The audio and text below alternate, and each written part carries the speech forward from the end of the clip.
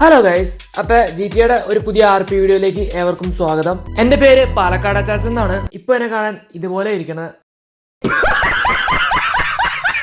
ഇതേപോലെ കടന്നിരുന്ന എന്റെ ഹാൻസമായ ഫേസിന് ഈ കോലത്തിലാക്കിയ എന്റെ പിന്നിൽ ഒരു ഫ്ലാഷ് ബാക്ക് സ്റ്റോറി ഉണ്ട്. അത് വേറെ എപ്പിസോഡിൽ ഞാൻ പറഞ്ഞുതരാം.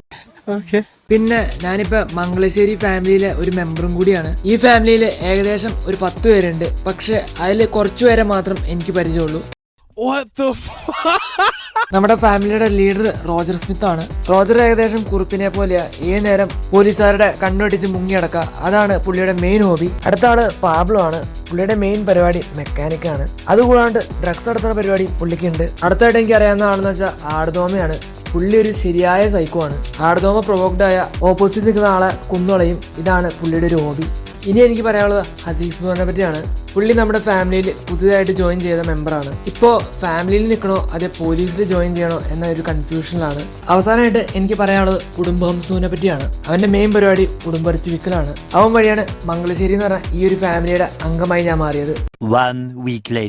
ഇന്ന് ഞാൻ സിറ്റി കയറിയപ്പോ എന്റെ ഫാമിലി മെമ്പറായ പാബ്ലോനെ കണ്ടുമുട്ടി. അച്ചാച്ച നീ എന്താ ഇങ്ങനെ കോസ്റ്റ്യൂം മൊട്ടടിച്ചിട്ട് മൊട്ട അതിനുശേഷം സിറ്റിയിലെ DGP ആയ ജാക്ക് റിപ്പർ സാറ് ഒരു ഇവന്റ് നടത്താൻ വേണ്ടി എല്ലാ പ്ലേയേഴ്സിനെയും എയർപോർട്ടിൽ വിളിച്ചു. ജാക്ക് റിപ്പർ സാറിനെ പറ്റി പറയുകയാണെങ്കിൽ ഈ സിറ്റിയിലെ ഏറ്റവും വലിയ സൈക്കോ പോലീസുകാരനാണ്. അയാളുടെ മെയിൻ പ്രത്യേകത വെച്ചാൽ അയാളുടെ സൈക്കോ ചിരിയാണ്. അങ്ങനെ ഞാനും പാബ്ലോയും ഒരു ടാക്സി പിടിച്ച് എയർപോർട്ടിലേക്ക് പോയി. എയർപോർട്ടിലെത്തിയ ശേഷമാണ് എനിക്ക് മനസ്സിലായത് ഈ ഇവന്റ് എന്നെയും കൊണ്ട് കൂട്ടിയ കൂടുതലാന്ന്. ഒരു പ്ലെയിൻ പെർഫെക്റ്റ് ആയിട്ട് ടേക്ക് ഓഫ് ചെയ്തിട്ട് അത് ലാൻഡ് ചെയ്യണം, അതായിരുന്നു ഇവന്റ്. എനിക്ക് ഓടിക്കാൻ തന്ന പ്ലെയിൻ്റെ സൈസ് തന്നെ കണ്ട് എൻ്റെ കിളി പോയി. അതെ സാറേ, ഞാൻ ഒരു കാര്യം ചോദിക്കട്ടെ, ഞാൻ പ്ലെയിൻ ഓടിക്കണോ? അച്ചാച്ച ഇതൊക്കെ നമ്മൾ ഓടിക്കാൻ നമ്മുടെ ആഗ്രഹമല്ല അച്ചാച്ച, സഫലീകരിക്കാൻ അങ്ങോട്ട്. കുറച്ച് കഴിഞ്ഞപ്പോ ടെൻസി സാറിന്റെ പുറത്ത് ഒരു ജെറ്റ് പാക്ക് കണ്ടു. ഞാൻ പ്ലെയിൻ പക്കയായിട്ട് ഓടിക്കുകയാണെങ്കിൽ ഈ ജെറ്റ് പാക്ക് കിട്ടുമോ എന്ന് ഞാൻ ജാക്ക് റിപ്പർ സാറിനോട് ചോദിച്ചു. സാറേ, ഞാൻ പ്ലെയിൻ പക്കയായിട്ട് ഓടിച്ച ടെൻസി സാറിന് ആ റോക്കറ്റ് കയറാവോ? ഏത് റോക്കറ്റ്? ഫൈനലി സമയം കുറെ കടന്നുപോയി. ഞാൻ ഒരു ഫൈറ്റർ പ്ലെയിൻ ഓടിക്കേണ്ടി വന്നു. ഓടിക്കാൻ അറിയാത്തതുകൊണ്ട് എല്ലാവരും ഫ്രണ്ടിൽ വെച്ച് ഞാൻ നാണം കെട്ടു. പോട്ടെ.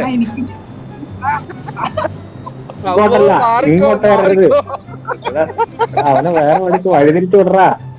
റൺവേ വെച്ചിട്ട് നമ്മളെ നെഞ്ചത്തോട്ട് അങ്ങോട്ട് പോടാ. അവിടുന്ന് മാറിക്കോളിട്ട് ആൾക്കാർ ഇപ്പൊ വടിയാവോടെ.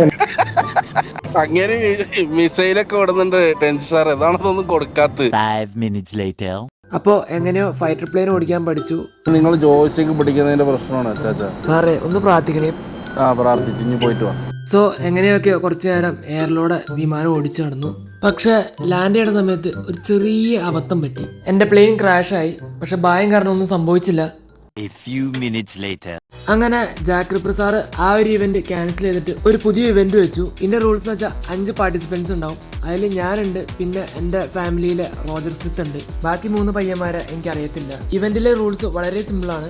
5 പാർട്ടിസിപ്പൻസും ഫൈറ്റർ പ്ലെയിനിൽ കയറുന്നു. അതിനുശേഷം എല്ലാവരും ഫൈറ്റർ പ്ലെയിൻ എടുത്ത് ആകാശത്ത് പോയിട്ട് പരസ്പരം അറ്റാക്ക് ചെയ്യുന്നു. ഏത് കണ്ടസ്റ്റന്റാണ് അവസാനം വരെ സർവൈവ് ചെയ്യണ അയാൾക്ക് ജാക്ക് റിപ്പർ സാറിന്റെ കയ്യിൽ നിന്ന് 10 ലക്ഷം രൂപ പ്രൈസ് മണി ആയിട്ട് കിട്ടുന്നതാണ്. എല്ലാരും സാധനം എടുക്കുക. മൂവ് ചെയ്യരുത്. ഞാൻ പറയുമ്പോ അടിച്ചേ.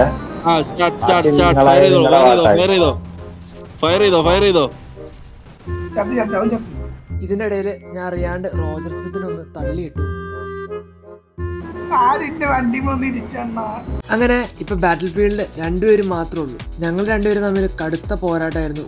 അവസാനം ഞാൻ ഒരു മണ്ടത്തരം കാട്ടി. അറിയാണ്ട് ഫൈറ്റർ പ്ലെയിനിൽ നിന്ന് എക്സിറ്റ് ആയി. വണ്ടിന്ന് ചാടിയേക്കണ്. അങ്ങനെ ഇവന്റ് കയ്യിൽ നിന്ന് പോയി. ഫസ്റ്റ് പ്രൈസ് ഏതൊരു തെണ്ടി അടിച്ചു. എടാ പാബ്ലോ, സെക്കൻഡ് പ്രൈസിന് എന്തിനു സമ്മാനം കൊടുക്കാൻ പറയടാ മണ്ട. സെക്കൻഡ് പ്രൈസ് കൊടുക്കണം കേട്ടോ, അത് മോശമാണ്. അയാൾ അത്രയും പൊരുതിയിട്ടല്ലേ. ആരാണ് സെക്കൻഡ്? അച്ചാച്ചൻ. അങ്ങനെ പാബ്ലോ ജാക്ക് റിപ്പർ സാറിനെ ഒരുവിധം പറഞ്ഞ് കൺവിൻസ് ആക്കി എനിക്ക് സെക്കൻഡ് പ്രൈസ് ആയിട്ട് 5 ലക്ഷം രൂപ കിട്ടി. പിന്നെ സന്തോഷം കാരണം ജാക്ക് റിപ്പർ സാറിനെ ഒന്ന് ഹഗ് ചെയ്യാൻ പോയതാ. കാര്യം കൈവിട്ടുപോയി. സാറേ, നന്ദി പറയാൻ വേണ്ടി ആ കാലൊന്ന് പിടിച്ചോട്ടെ. നന്ദി പറയാൻ ഹഗ് ചെയ്താൽ മതി, കാല് പിടിക്കുക. അച്ചാച്ച ആ സൈസ് പരിപാടികളൊന്നും ചെയ്യരുത്. അച്ചാച്ച ഹഗ് ചെയ്താ ആടാ, ഞാൻ ഫ്രണ്ടിൽ നിന്ന് ഹഗ് ചെയ്യാം, നീ ബാക്കിൽ നിന്ന് ഹഗ് ചെയ്യും. ബാക്കിൽ നിന്ന് ഹഗ് ചെയ്യാനോ? ഇത് പരിപാടി വേറെ, അതിന് എന്നെ കിട്ടൂല.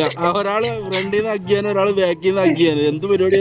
വയസ്സാകാലത്തെ ഒരാഗ്രഹം. ഞാൻ ഫ്രണ്ടിൽ നിന്ന് ചെയ്യാം, നീ ബാക്കിൽ നിന്ന് ചെയ്യുന്നൊക്കെ. അയ്യോ എടാ എന്നാലും ഒരു മനുഷ്യരല്ലടാ റെസ്പെക്ട് കൊടുക്കണ്ടേ. കിളവന്റെ ഓരോ മൈൻഡ് സെറ്റ് ഉണ്ടോ നിങ്ങള്? ആ മൊട്ടത്തല കണ്ടാലേ അറിയാം. എടാ ഞാൻ സ്നേഹം കൊണ്ട് പൊതിയാമെന്നാണ് ഉദ്ദേശിച്ചത്. നീ സ്നേഹം കൊണ്ട് തന്നെ പതിയുന്നേ. ഞാൻ പറയുന്നില്ല. IPC സെക്ഷൻ 298 പ്രകാരം നീ പ്രകൃതി വിരുദ്ധ ആണ്. അങ്ങനെ എനിക്കൊരു ചീത്തപ്പേരായുണ്ട്. ഇവന്റെ എല്ലാം കഴിഞ്ഞ് റിപ്പർ സാറ് ഞങ്ങളെ വേറൊരു സ്ഥലത്തോട്ട് കൊണ്ടുപോയി. റിപ്പർ സാർ നല്ല ആളെ ബാക്കിൽ കയറ്റി കൊണ്ടുപോയി. 5 minutes later. വഴിയിൽ വെച്ച് നല്ല രീതിയിൽ തന്നെ മഴ പെയ്തു. അതുകൊണ്ട് കുറച്ചു നേരം നമ്മൾ ചില്ല് ചെയ്തിട്ട് പോവാന്ന് കരുതി. കള്ള കുമ്പോക്കട്ടെ. നീ ഞങ്ങളെ അച്ചാച്ചനെ പറഞ്ഞല്ലോ ഇവിടെ ഇട്ട തീർക്കും നിന്നെ. Just then. പള്ള നിറച്ച് ബുദ്ധിയാണല്ലോ നിങ്ങൾക്ക് അച്ചാച്ച. തലയിലൊന്നും ഇല്ലേ? അതെല്ലാം മൊട്ടടിച്ച് കിളി. നീ എവിടെയെങ്കിലും ഉറച്ചു നിൽക്കണ. അങ്ങനെ വീണ്ടും കുറെ സമയം കടന്നുപോയി.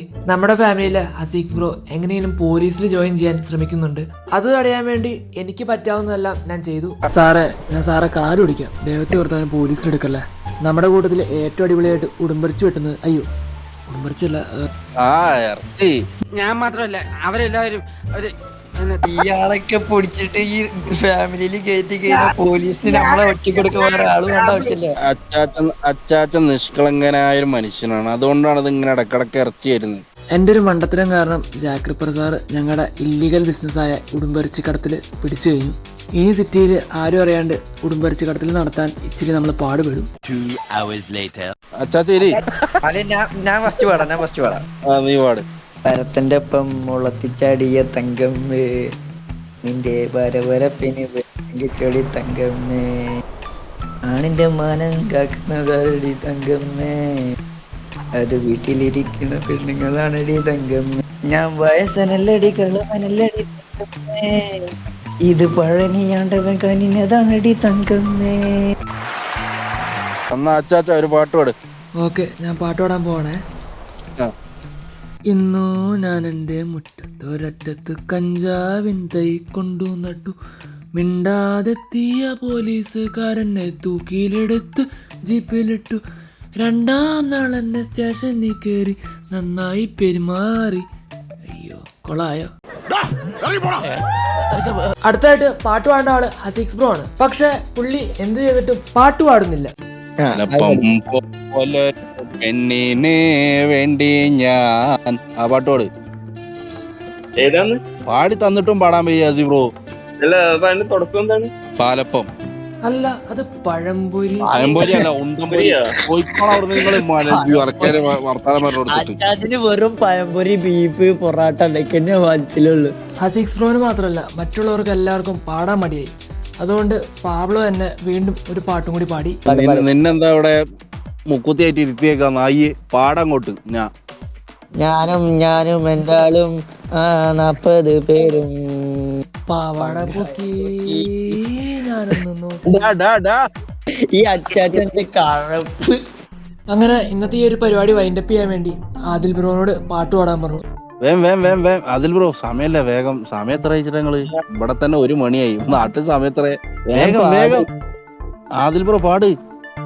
അമ്പലപ്പുഴ ഉണ്ണി കണ്ണാടി ചിരിക്കണ്ട പാടിക്കോ. അതന്നെ നല്ല പാട്ടല്ലേ, ചിരിക്കുന്ന എന്തിനാ? പാട്ടവിടെ ഒരു കുഴപ്പമില്ല, സന്തോഷമുള്ളൂ മക്കളെ, സന്തോഷായി. അപ്പൊ ഇന്നത്തെ ഈ ഒരു എപ്പിസോഡ് നമ്മൾ ഇവിടെ വെച്ച് വൈൻഡപ്പ് ചെയ്യാണ്. അടുത്തൊരു വീഡിയോ കാണുമ്പോഴേക്കും ബൈ.